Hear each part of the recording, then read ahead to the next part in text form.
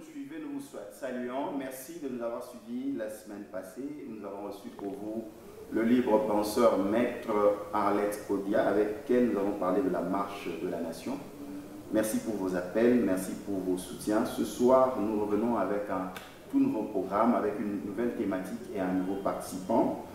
Précisément, il est professeur à l'université de Kenge, ainsi qu'à l'université protestante au Congo. Il est professeur de droit public, expert en matière constitutionnelle et protection des personnes vulnérables. Il est aussi chercheur et je m'en vais le saluer. Professeur Placide Mabaka, nous vous saluons. Bonsoir, Symphorien. Professeur Placide Mabaka, meilleurs vœux.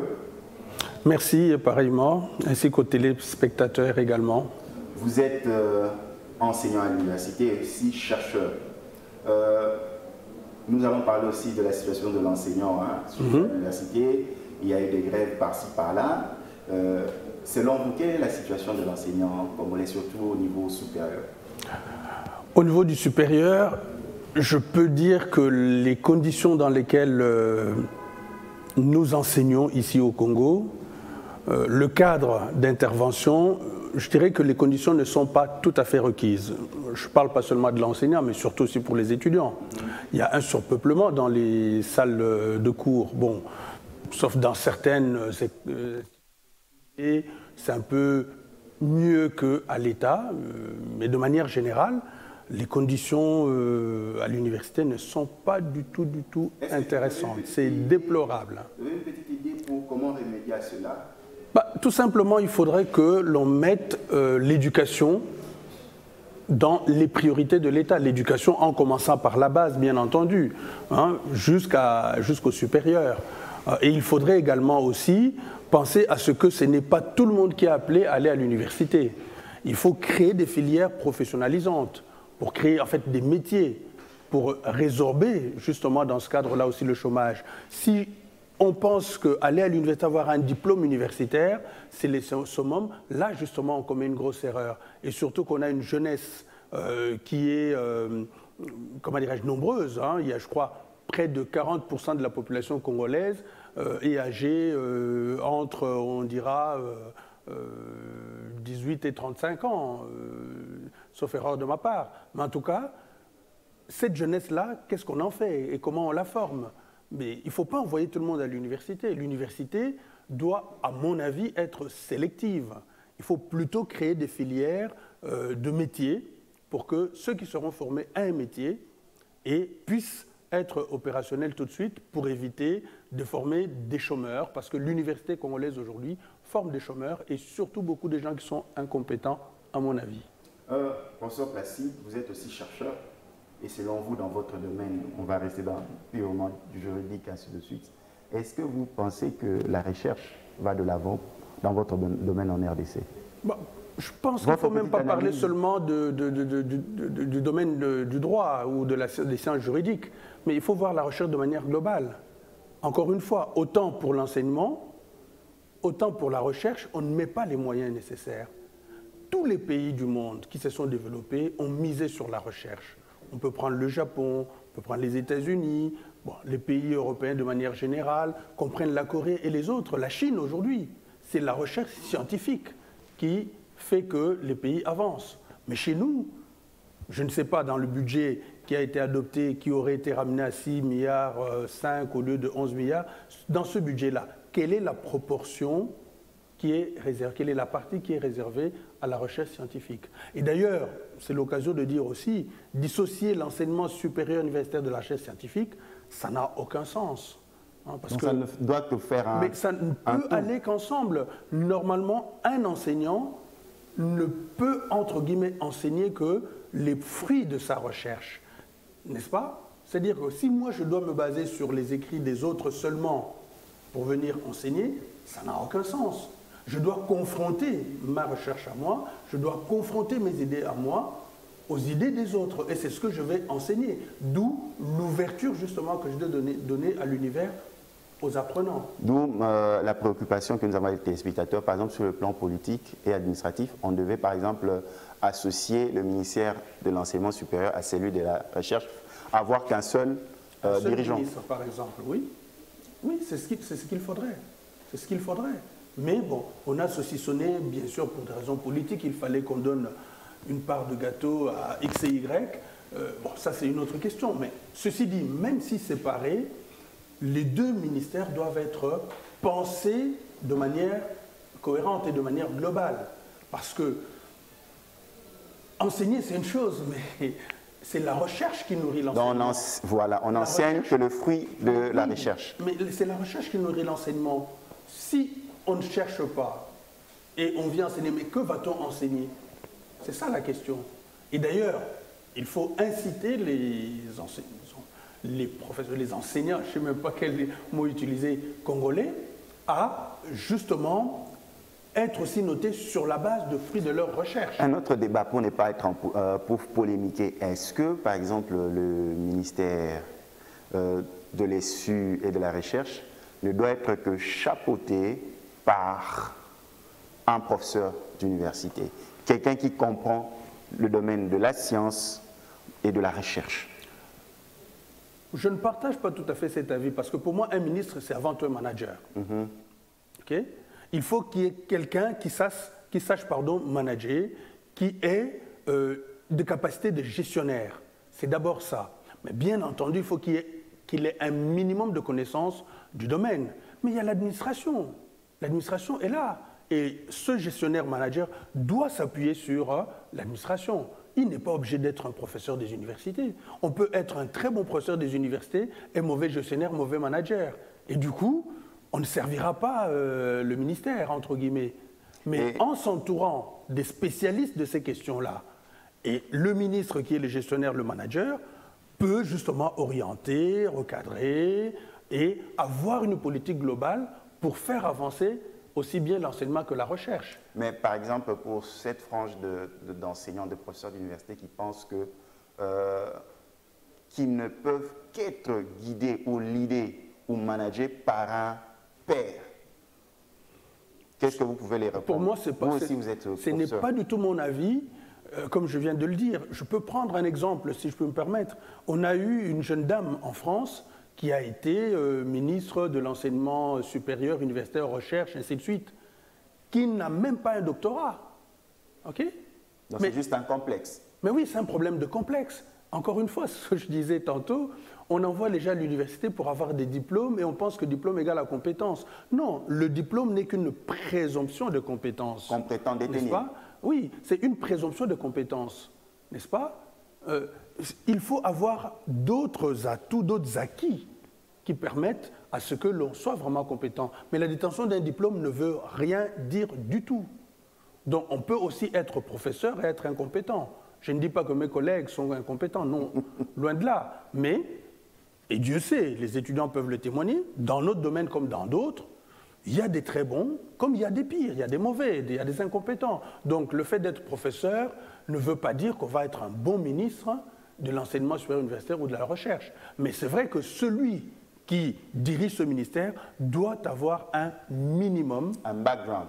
Oui, un minimum sur l'organisation des universités, sur ce qu'on appelle la recherche, avoir au fond une vision. On vous traite, vous les enseignants, capricieux, surtout les enseignants, les professeurs d'université congolaises. Beaucoup de revendications, beaucoup d'exigences, mais vous donnez peu à la République, surtout vous qui avez étudié une certaine frange à l'étranger avec les bourses de l'État. Personnellement, je n'ai pas étudié avec des bourses de l'État. Je suis entre guillemets un self-made, donc du coup, je ne peux pas penser qu'on est capricieux de toute façon. Je pense que dans ce pays, comme dans d'autres, il faut que chacun, aussi bien les universitaires que les autres, chacun doit savoir revendiquer et faire valoir ses droits. La cause des tensions qu'on a vu les étudiants sortir dans les rues, même si ça ne vous concerne pas, mais vous êtes solidaire aussi avec d'autres professeurs, c'est à cause des salaires des enseignants, des professeurs, c'est à cause de leurs primes. Mais attendez, nous avons été amputés de 15% sur nos primes, sans avoir été avertis. L'on m'a laissé entendre hier que les syndicats qui auraient négocié pour notre compte auraient dû nous avertir, mais on n'a pas été avertis. Moi, j'ai été surpris. Et vous avez constaté que vous payez l'impôt sur votre salaire. Non, payer l'impôt ne pose aucun problème. Qu'est-ce que l'on L'impôt est citoyen.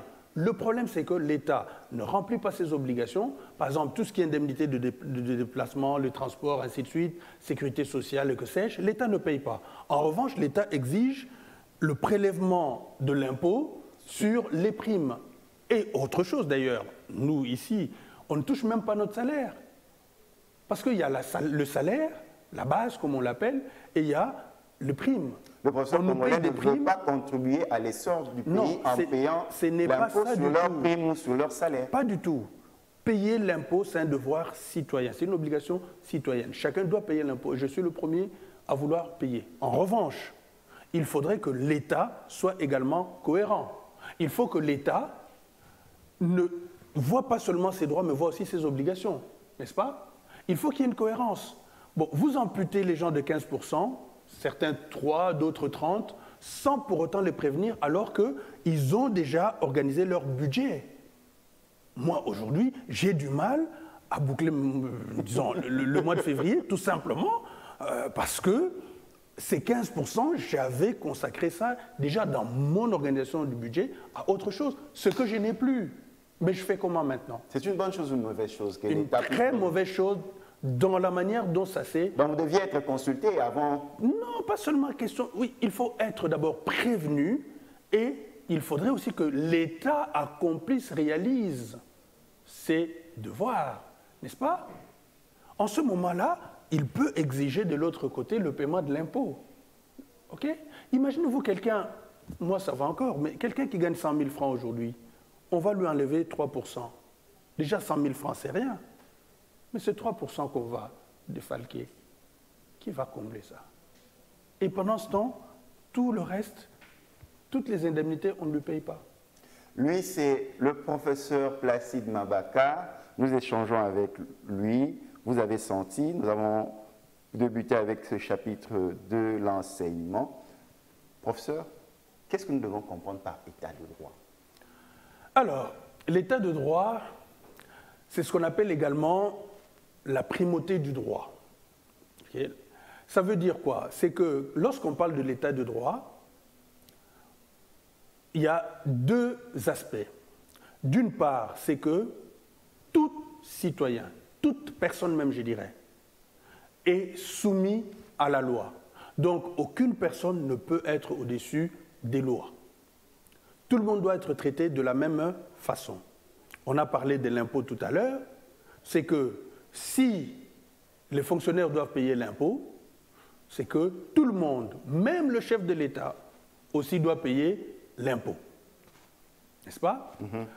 D'autre part, le second aspect, c'est que toute personne a droit à accéder au juge. Donc, lorsque j'ai un problème et que je ne peux pas traiter ça de manière amiable, j'ai le droit d'aller solliciter le juge pour faire valoir mes droits. Donc, je dois avoir le droit d'accéder au juge. Le droit d'accéder au juge signifie quoi?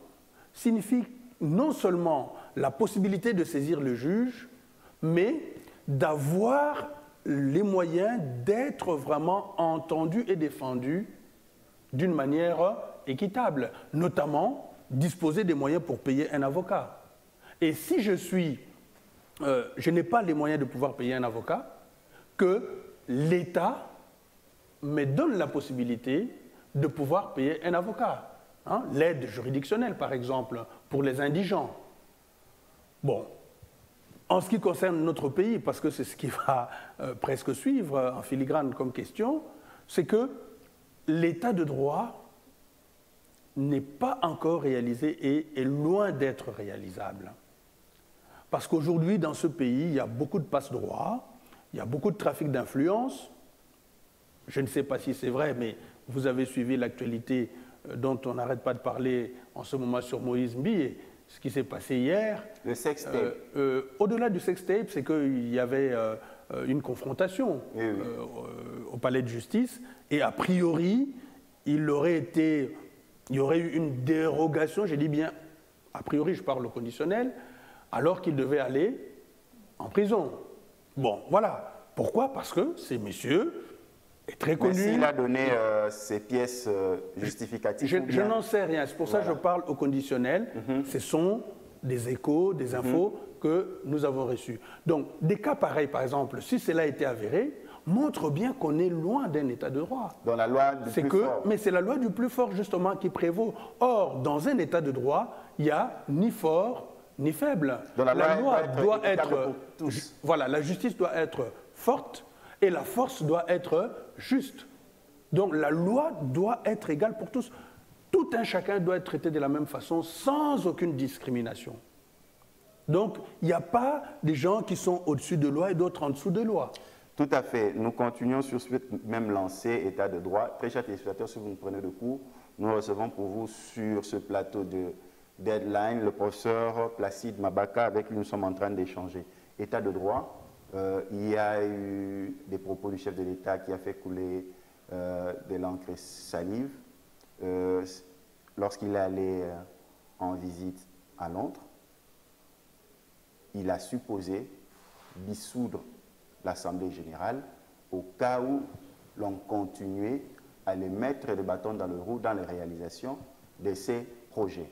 Ma question est celle-ci. Est-ce que le président de la République, vous en tant que constitutionnaliste, expert du droit, est-ce que la Constitution lui fournit de telles prérogatives? Et s'il arrive, quelles sont les répercussions pour les deux camps? Alors, sur la dissolution, le président, bien sûr, entre guillemets, le droit de dissoudre. Mais avant de répondre à la question, je pense qu'il faudrait... On a prêté beaucoup d'intention au chef de l'État. Moi, j'ai suivi sa rencontre avec les Congolais de Londres, et c'était en lingala. Ce n'était pas en français. Seulement, les traductions qui en ont résulté m'ont un peu étonné. Il n'a jamais dit si on continue de me pousser à dissoudre. La question est la suivante. Il a dit ceci, il dit qu'on me prête l'intention comme quoi je veux, ou des intentions comme quoi je veux dissoudre l'Assemblée nationale. Et le chef de l'État, dans sa sagesse, a bien rappelé quelles sont les conditions qui sont requises justement pour dissoudre. Il dit, mais pour dissoudre, il faut l'existence d'une crise. Et l'article 148 de la Constitution dit même il faut que la crise soit persistante entre le gouvernement et l'Assemblée nationale. Et c'est en cas de crise persistante que le président peut prononcer la dissolution de l'Assemblée nationale. Donc, c'est lui qui a cette prérogative-là. Mais il y a des conditions qui entourent justement cette dissolution. Bon, après, qu'il ait envie de dissoudre ou pas de dissoudre, encore faut-il que toutes les conditions requises soient remplies. Mais aujourd'hui, a-t-il dit, ces conditions ne sont pas remplies. Pour moi, en tant que chef de l'État, avait-il dit, il n'y a pas crise. Mais si jamais crise il y avait, donc crise persistante, entre le gouvernement et l'Assemblée nationale, dans ce cas-là, et c'est dans ses prérogatives, il a le droit de, question d'opportunité, de voir s'il peut ou non dissoudre. Le problème ne se pose pas. La question des téléspectateurs, est-ce que le président fait partie du gouvernement? Parce qu'on dit s'il y a crise entre l'Assemblée nationale et le gouvernement. Non. Le président, on est dans un régime de type parlementaire. Le président de la République est ce qu'on appelle chef de l'État et chef donc de l'exécutif. L'exécutif qui comprend le président en tant qu'institution et le gouvernement en tant qu'institution. On est dans un exécutif qu'on appelle en droit bicéphale, c'est-à-dire à deux têtes. N'est-ce pas? C'est le président qui dirige l'exécutif, mais c'est le Premier ministre qui est le chef du gouvernement. Seulement, le président, lui, est le président du Conseil des ministres, le conseil qui réunit l'ensemble du gouvernement. C'est lui qui est le chef, c'est lui qui préside ce conseil. Mais il n'est pas le chef du gouvernement. Juridiquement, il n'est pas dans le gouvernement.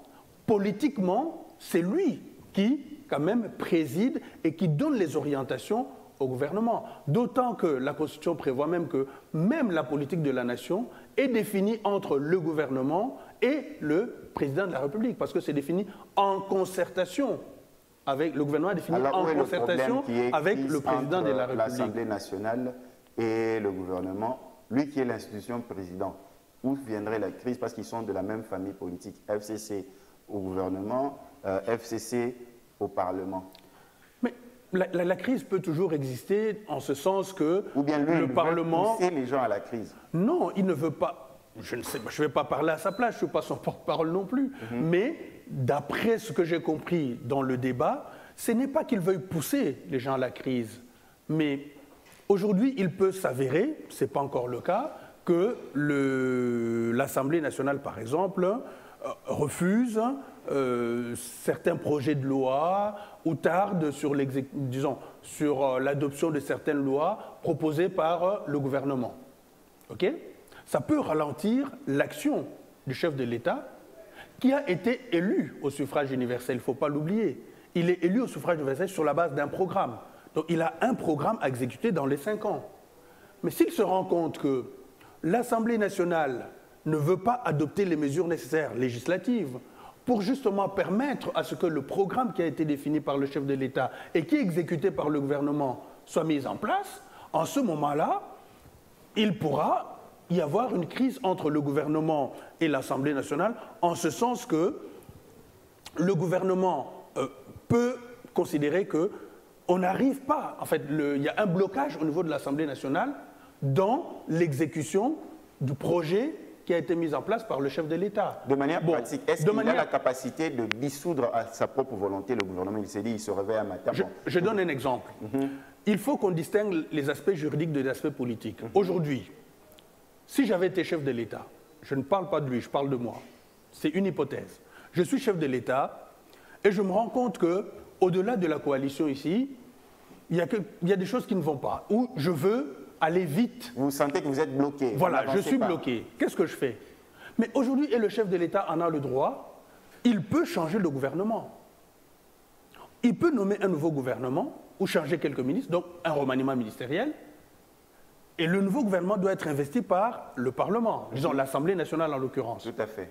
Et l'Assemblée nationale, qui est majoritairement FCC Cash bien sûr, plus FCC que Cash, peut refuser cette investiture. Ça, c'est et malin. le chef de l'État peut reconduire le même gouvernement ou nommer un autre gouvernement qui ne plairait pas à l'Assemblée nationale, et l'Assemblée nationale refusera encore l'investiture. Mais on est dans le cas d'une crise, à la fois politique, pas provoquée par le président, provoquée par les circonstances. Non, provoquée par les circonstances. Parce qu'il faut se dire que le président de la République a un programme. Il doit atteindre certains objectifs. S'il s'avère que, aussi bien au sein du gouvernement qu'au sein de l'Assemblée nationale ou du Parlement de manière générale, il ne trouve pas son compte, mais lui, il sera jugé dans 5 ans sur la base de son bilan. Si le bilan est négatif, mais il ne pourra pas être reconduit. Et s'il aime ce pays, il faut qu'il ait un bilan positif, même s'il ne veut pas se représenter. L'objectif, ce n'est pas les prochaines élections. L'objectif, c'est l'amélioration du quotidien des citoyens.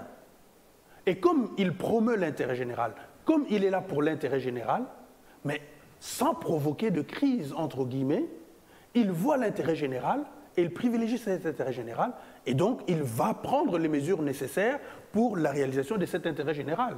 Ce qui pourrait provoquer une crise politique pour certains. Et en ce moment-là, il pourra dissoudre. Donc politiquement, aujourd'hui, s'il veut dissoudre, il y a tous les moyens. Mais il y a un délai dans lequel il doit aussi... Non, mais ça s'est passé déjà 1 an, c'est déjà passé. Non, faire appel aux élections anticipées pour avoir un nouvel... Oui, est-ce que nous en avons les moyens financiers? Ça, je ne peux pas répondre si on a les moyens ou pas, mais de toute façon, vouloir, c'est pouvoir. Et quand on veut, je pense qu'on peut. Et donc les moyens, on peut les trouver. Moi, je ne crains pas, les moyens, on peut les trouver. Nous recevons pour vous le professeur Placide Mabaka. Nous échangeons avec lui sur ce plateau de Deadline. Professeur, nous continuons. État de droit, nous avons parlé de l'institution présidence de la République. Là, maintenant, État de droit aussi, ceux qui servent l'État congolais, actuel comme passé. Nous allons parler de cette polémique concernant la détention des passeports ou passeports diplomatiques. Nous avons remarqué dans les médias une ancienne autorité congolaise qui devait voyager à l'étranger a été interdit parce qu'il n'avait pas le titre qu'il fallait selon les contrôleurs sur place. Maintenant, ma question sur le plan pédagogique, pour que nous puissions comprendre qui doit détenir un passeport diplomatique, comment cela s'obtient et quelle est sa validité? Alors, bon, je commencerai par la validité avant de revenir à qui peut détenir, au détenteur.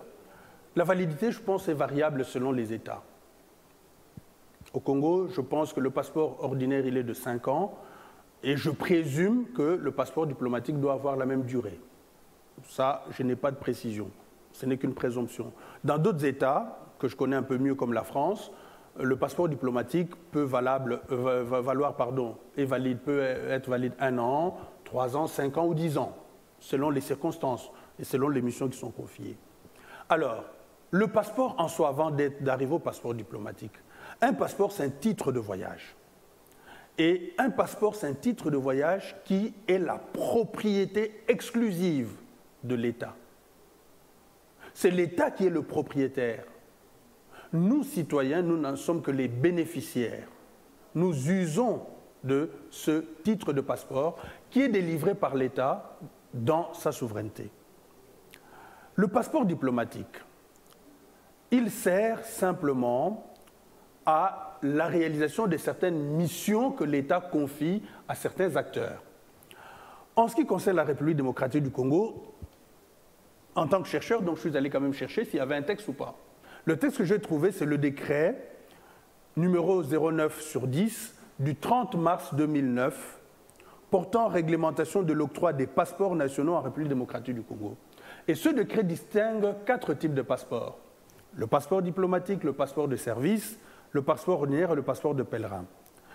Cette fois-ci, l'article 4 de ce décret nous donne la liste des personnes qui peuvent détenir un passeport diplomatique. La liste est longue, il y a 46 catégories de personnes qui peuvent détenir ce passeport, parmi lesquelles le président de la République, et dans les anciens, ceux qui ont déjà exercé les mandats de fonctionnaires de l'État ou au cadre de l'État, ministres ou que sais-je, on cite les anciens présidents de la République, les anciens premiers ministres, les anciens ministres et vice-ministres des Affaires étrangères, les anciens ministres de la coopération régionale et internationale. Donc, tous ceux-là anciens peuvent, mais pour le reste, ils doivent être en fonction ou, exceptionnellement, les ambassadeurs en retraite, ainsi de suite. La liste est longue, il y en a 46. Mais l'article 8 du même décret prévoit également que le président de la République, le Premier ministre et le ministre des Affaires étrangères peuvent délivrer ce passeport diplomatique à toute personne, on dit bien ici de nationalité congolaise ou étrangère, pour autant que cette personne soit appelée à défendre les intérêts de la République démocratique du Congo à l'étranger. Autrement dit, celui qui détient un passeport diplomatique ne peut le détenir qu'en vue de défendre les intérêts de la République démocratique à l'étranger. Un député en exercice a le droit, mais un député honoraire n'a pas le droit. Par exemple, un vice-premier ministre, ministre de l'Intérieur, il a le droit. Mais un ancien vice-premier ministre, ministre de l'Intérieur, n'a pas le droit de détenir un passeport diplomatique.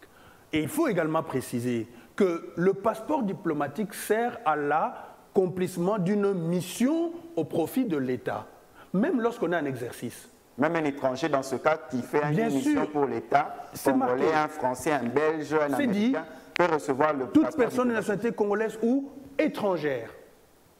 Et c'est l'État, justement, qui est souverain, donc c'est l'État qui choisit à qui je vais délivrer tel passeport diplomatique pour, justement, une mission qui est à l'étranger. Maintenant, au niveau de l'État, qui donne précisément? Parce que l'État, au niveau de l'État, c'est le ministère des Affaires étrangères.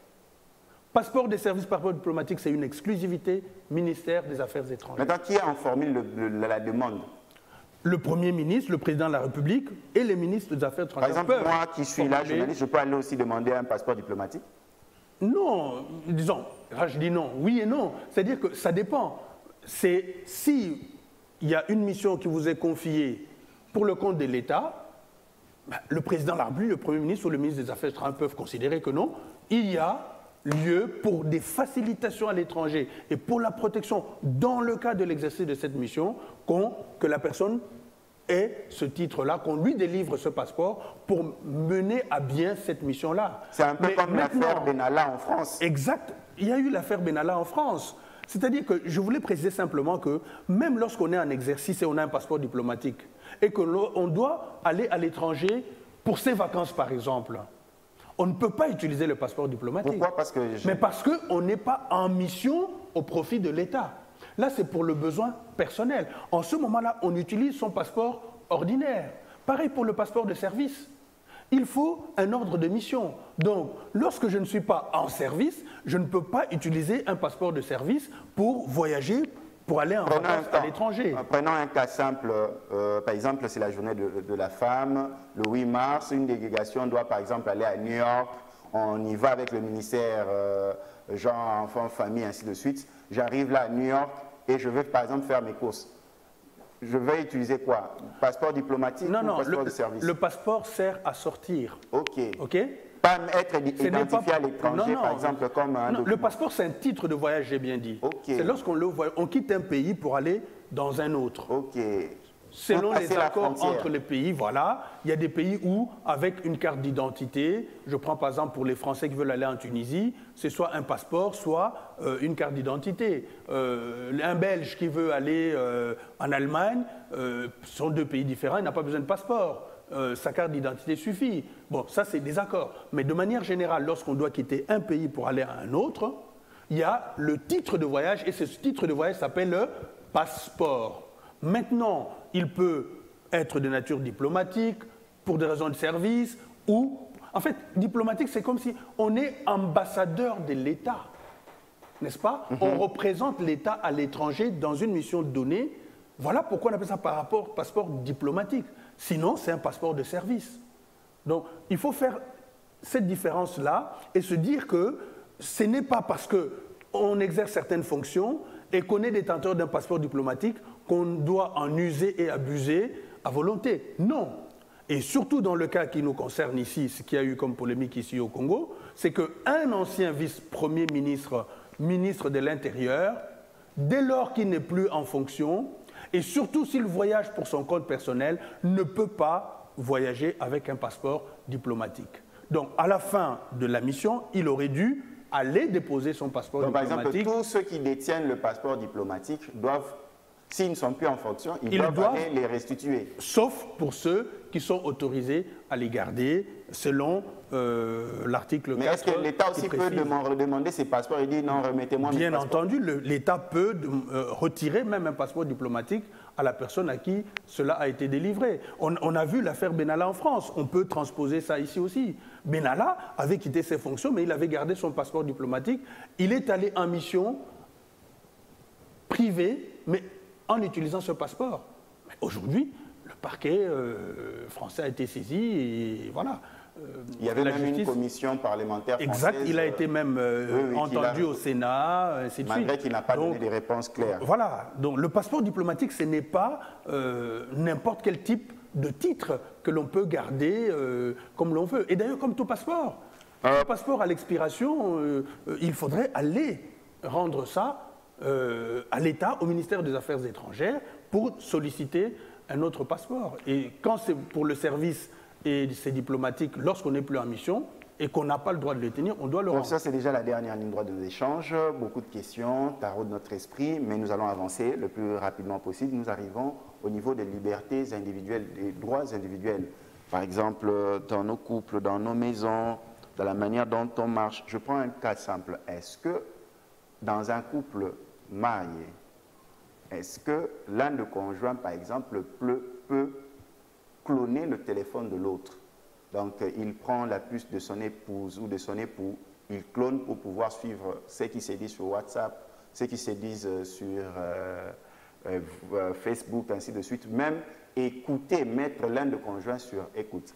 Est-ce que dans nos maisons, il y a aussi l'application liberté d'expression, respect de l'autre, considération?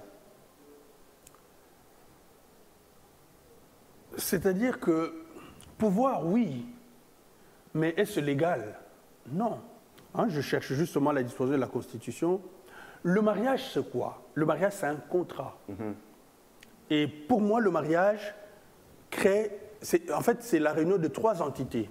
Dans le mariage, il y a les 2 concernés et il y a le couple, l'union, qui est une entité en soi. Le mariage n'implique pas fin ou en quelque sorte amputation des libertés individuelles. C'est-à-dire qu'on reste libre, on bénéficie de tous ces droits, même quand on est marié. Ici, il s'agit de questions simplement de vie privée et de secret de correspondance. Chacun, même dans le mariage, a eu droit à sa vie privée. La vie privée entendue dans son intimité. C'est-à-dire que j'ai le droit, même si je suis marié, d'avoir des amis, de parler à des gens sans que je raconte tout à mon épouse. Pour autant que cela n'affecte pas la 3e entité qui est l'union. Dès lors cela ne vient pas justement affecter cette union-là, le problème ne se pose pas. La confiance n'exclut pas le contrôle. Hein. Mais ça dépend. Qu'est-ce qu'on entend? Mais quand on a confiance, on n'a pas besoin, entre guillemets, de contrôler. Quand j'entends contrôler ici, de soupçonner. Dès lors, on commence à cloner le téléphone de l'autre, c'est qu'on manifeste que l'on n'a pas confiance en l'autre. C'est ce manque de confiance qui oblige certains à procéder de la sorte. Mais si on a confiance, pourquoi aller chercher à fouiller dans le téléphone de l'autre? Par exemple, votre téléphone, si ça sonne, donc votre conjoint n'a pas le droit d'aller décrocher si tu ne l'as pas permis. J'ai été... Je vais raconter une anecdote. Hein? J'ai vécu avec une dame très respectueuse. Mon téléphone peut être là, ça sonne, elle est là. Tant que je ne lui ai pas dit décroche, elle ne décroche pas. C'est une question de respect, n'est-ce pas? C'est une question de respect. Je peux avoir un courrier. Dès lors qu'on n'a pas mis monsieur et madame, elle n'ouvrira jamais ce courrier. Sauf si je lui dis ouvre. Et je fais la même chose. Ou je faisais la même chose. N'est-ce pas? Parce que si je commence à soupçonner, et je dois toujours surveiller, d'abord moi-même je ne vais pas bien vivre. De l'autre côté, je n'ai pas que ça à faire déjà. Et en plus, si la personne a envie de faire quoi que ce soit, je ne vais pas l'empêcher d'aller le faire.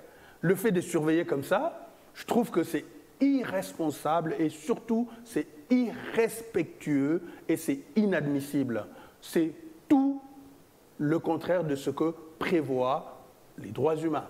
Mais nous remarquons donc c'est une atteinte à la vie privée et au droit du secret de correspondance. La vie privée... Et c'est même une cause de divorce. En bon? Ah, il ne faut pas l'oublier. Bien entendu que oui. C'est une cause de divorce. Un mari ou une épouse qui fait cela, l'autre partenaire a le droit d'aller demander le divorce pour justement, comment dirais-je, intrusion dans sa vie privée. Bon, c'est étonnant. Pour le Congo, on va me dire, oui, mais ça n'a rien à voir. C'est ça la loi. Le mariage ne rend pas l'autre esclave. Par exemple, tu mets une forte musique qui dérange ton voisin. Ça aussi, tu déranges sa vie privée. Mais bien entendu que oui. Bon, sauf qu'ici au Congo, bah, voilà, le bruit il est partout et pourtant il y a une loi contre le bruit.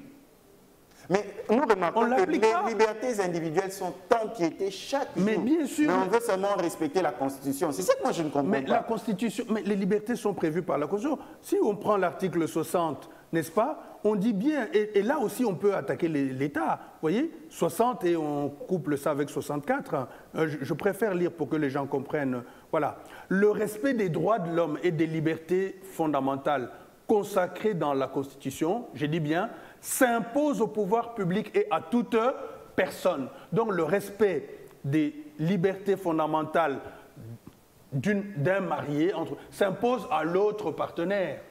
OK? Donc, ce n'est pas parce qu'on est marié, on peut se permettre tout et n'importe quoi. Par exemple, non. la maltraitance, la mauvaise parole, oui. La méchanceté, que ce soit de l'homme ou de la femme. Que ce soit de l'homme ou de la femme, ça, ce sont des causes des divorces. Le parler méchamment. C'est irrespectueux. Lorsque l'on aime, on ne peut pas arriver à frapper quelqu'un, à l'insulter devant le public. Non, mais par exemple, avant il faut avoir un peu de manière. Par exemple, ton épouse a acheté une voiture. Oui. Tu prends la voiture, tu le vends au nom du mariage, par exemple. Ben non, pourquoi? Parce que vous avez signé dans ce qu'on appelle communauté de biens. Mais non, mais elle ne peut pas acheter un véhicule si on est marié sans que je sois consulté. Là aussi, c'est un problème. Non, il achète, par exemple, l'un de conjoints vont, il dit non, on s'était entendu, pour des raisons, on devait payer le loyer, on devait voyager. Mais c'est qu'il y a un problème dans ce couple-là. Pour acheter, il faut qu'on s'accorde. S'il y a l'un qui achète sans le consentement de l'autre, c'est qu'il y a un problème. Donc là, c'est une question de gestion du ménage, ce n'est même pas une question de droit. Hein? Et les gens doivent s'entendre. Hein? Et là où moi je vais insister, c'est que le mariage n'implique pas la fin de l'existence de l'autre. Je prends un cas. Oui. Par exemple, vous êtes en couple, parce que ça c'est important. Ce sont des causes de mésentente qui vont même au tribunal. L'un de conjoints appelle l'autre, rejoins-moi telle place, et je vais te présenter la personne. Vous y arrivez et il ne vous la présente pas. C'est un manque de respect? Ah ben, ça, c'est irrespectueux foncièrement. C'est irrespectueux foncièrement. Non, viens me chercher chez Martin. Oui. Quand tu arrives avec la voiture, viens, je vais te présenter Martin. Et après, il ne te présente pas Martin, vous partez. Vous pouvez aussi dire que non, tu m'avais dit tu vas me présenter et puis après, ça aussi c'est... C'est irrespectueux déjà et l'autre partenaire peut quand même se demander si c'était vraiment chez Martin ou chez quelqu'un d'autre. Mais ça va de soi. Ça, ce n'est même pas du droit, c'est question de bon sens. Nous recevons pour vous le professeur Placide Mabaka. Nous prenons déjà la dernière ligne droite de nos échanges. Vous savez, il y a beaucoup de questions. Les libertés individuelles, l'état des droits aussi, c'est ça, les libertés des individuelles. Respecter les libertés de l'autre. Et il y a eu dans ce pays un monsieur qui a incarné cette expression-là de l'état de droit, le docteur Étienne Tshisekedi Ouamulumba, d'heureuse mémoire, 3 ans déjà. Qu'est-ce que vous retenez en pensée de cet illustre personnage? Je pense que Feu Étienne Tshisekedi a permis quand même aux Congolais d'arriver, je peux dire un peu, à vivre plus ou moins la démocratie. C'est quand même un combattant et je pense que son travail continue aujourd'hui. La plupart de nos politiques sont issus de son école. Ils sont très nombreux, on ne va pas les citer ici. Et nous, quand on était jeunes, c'était quand même la personne qui nous inspirait. Donc, c'est lui qui avait tenu tête au maréchal Mobutu. Et aujourd'hui, je pense que son slogan qu'on appelle « le peuple d'abord » peut arriver à prendre corps, peut se réaliser. Je prendrai un exemple. Dans son idée de l'état de droit, ce que fait aujourd'hui le vice-premier ministre, ministre de la Justice, sous l'impulsion du chef de l'État, dans la lutte contre la corruption. Je ne dévoile rien, je ne fais que reprendre ses propos sur une des radios de la place, où il a annoncé la mise en place d'une ligne téléphonique, numéro vert, donc un numéro gratuit, pour que toute personne qui constaterait un cas de corruption puisse appeler ce numéro pour alerter les autorités. Et après, bien sûr, se ferait l'objet d'une enquête. Et comme le chef de l'État a mis en avant la lutte contre la corruption, c'est-à-dire, ici, me semble-t-il, le fait de vouloir traiter tout le monde de la même façon, qu'il n'y ait personne au-dessus des lois, et surtout éviter les détournements du budget de l'État, c'est une façon pour moi de rendre hommage à ce combat qu'a mené Feu Étienne Tshisekedi. Ce n'est que mon interprétation, ce n'est qu'une interprétation. Et par la suite, je pense que tous les jeunes qui suivent doivent comprendre que si nous n'arrivons pas à atteindre cet objectif de l'état de droit, notre pays ne pourra jamais avancer. Une année après l'alternance, son fils, qui est l'actuel président de la République, est-ce qu'il est sur cette voie? Je dirais que oui, en ce sens que je venais de parler de lutte contre la corruption, je venais parler de la justice de manière générale, que ce soit en matière foncière ou autre. On voit que la loi du plus fort tend progressivement à être évacuée. C'est encore timide, mais la volonté est là. La volonté est là et le travail va se poursuivre. En tout cas, je le souhaite. Professeur, c'est déjà la fin de nos échanges. Nous allons terminer avec votre fondation. Vous êtes aussi dans la défense des droits des personnes vulnérables, surtout dans le cadre de vos activités de soutien. Qu'est-ce que nous pouvons en savoir plus? Alors, moi je travaille beaucoup sur ce qu'on appelle la protection de l'enfant. Bon, j'ai aussi un volet femme, mais aujourd'hui, je me suis plus consacré à la question de l'enfant. Une matière qui me tient à cœur. Et dans ce cadre-là, j'avais écrit un ouvrage et je me suis dit, je vais mettre en place une fondation, une structure, une ONG qui est en cours d'enregistrement et qui a pour objectif de recenser et surtout rassembler les différentes structures qui œuvrent dans le secteur de la protection de l'enfant. Et dans le cadre de cet ouvrage, je me suis dit aussi que la base, on a parlé de l'état de droit, mais pour arriver à l'état de droit, il faut commencer par l'éducation. Et l'éducation doit commencer à la base. Donc, je vais apprendre à chaque citoyen de comprendre ce que sont les droits et le devoir de l'enfant. Mais en commençant par les enfants eux-mêmes et surtout les parents. Et du coup, mon ouvrage, je l'ai transformé en bande dessinée et en album dessiné. Album dessiné pour les enfants de 0 à 5 ans, et bande dessinée pour le primaire donc, et le secondaire. C'est une manière pour moi de vulgariser un peu la loi de 2009 sur la protection de l'enfant. Le nom de la fondation, c'est? La fondation s'appelle Léa. Léa, on a parlé du peuple d'abord. Léa, pour nous, c'est les enfants d'abord, ou les enfants avant tout. Mais Léa, c'est également les enfants qui doivent passer en priorité, comme Léa dans la Bible avait pris la place de Rachel auprès de Jacob. Donc, c'est celle qui était la moins aimée qui est devenue la première. Et l'enfant, justement, doit être toujours en premier. Et Léa également, dans une de mes langues, Kouléa, c'est grandir. Un enfant, c'est celui, justement, qui doit grandir comme l'état de droit également. Professeur Placide Mabaka, un grand merci pour avoir répondu à notre invitation. C'est moi qui vous remercie. Je pense que ça ne sera pas la dernière fois, malgré que vous êtes tellement pris et vous êtes à cheval entre plusieurs capitales. Merci beaucoup. Ce sera un honneur pour moi, un plaisir de toujours me retrouver avec vous. L'état de droit passe par mon implication, ton implication, l'implication de tous.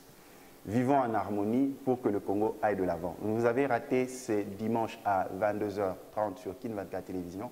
Rattrapez-vous le jeudi à 14h juste et suivez-nous à gogo sur toutes les plateformes Facebook, WhatsApp, Twitter, Instagram lié à votre émission Deadline et même sur mon portail Symphorien Katende TV sur YouTube ou ma page Symphorien Katende ou celui du professeur Placide Mabaka pour retrouver cette émission. Quant à moi, je vous dis à la prochaine, que Dieu vous bénisse. Merci, professeur. Merci.